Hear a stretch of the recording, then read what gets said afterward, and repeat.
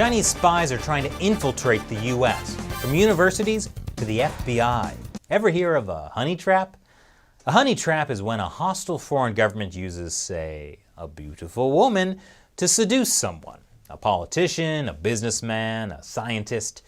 They might give her information that could pose a national security threat. Or she could just use the salacious encounter to blackmail him.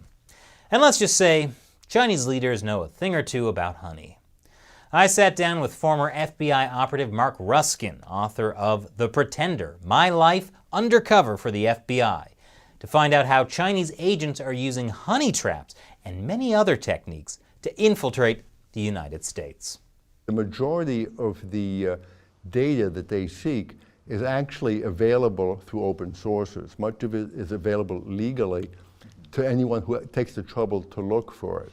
Much of it is information, for example, such as technical reports, research, engineering, which has been conducted on a very sophisticated level and has not yet been classified. So there's often a lag time, for example, with advanced research, the publication of the research not being reviewed and being ultimately classified as secret or top secret. At the end of January, there was an arrest of Professor Lieber and announcements by the special agent in charge of the FBI in Boston, Bonaventura, who he explained in his statements that right now China is, in his view, and presumably reflects the view of the FBI today, China is the largest intelligence threat to the U.S.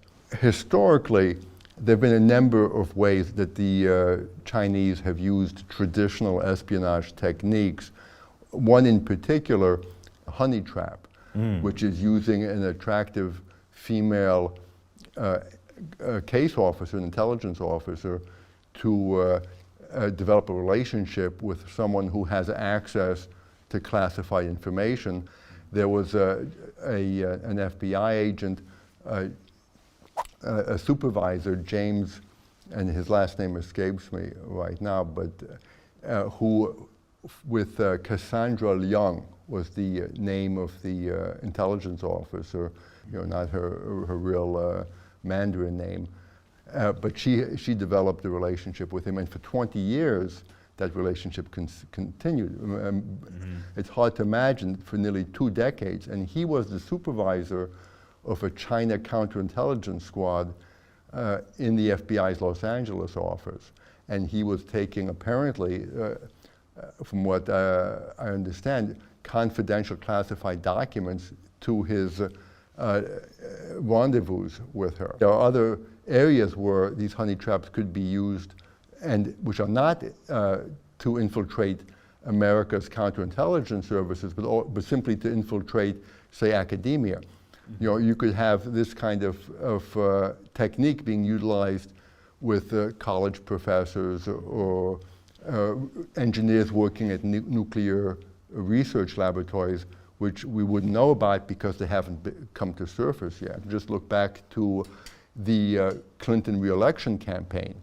In the Clinton re-election campaign, there was Johnny Young, and the thousands and thousands of dollars that were being apparently, allegedly contributed both directly to the Clinton re-election campaign and to the Democratic National Committee. This is Bill Clinton and the Chinagate scandal in the right. 90s? And yeah, of course, it didn't become as much of a scandal, I would suggest, as it should have been, because according to reporting in the media, there was direct links between the People's Republic of China military intelligence services and the recipients or the middlemen for that money going to the campaign. Certainly a tactic that arguably was used in order to influence the outcome of an American presidential election, and also arguably inference can be made that there's a certain amount of influence that's being purchased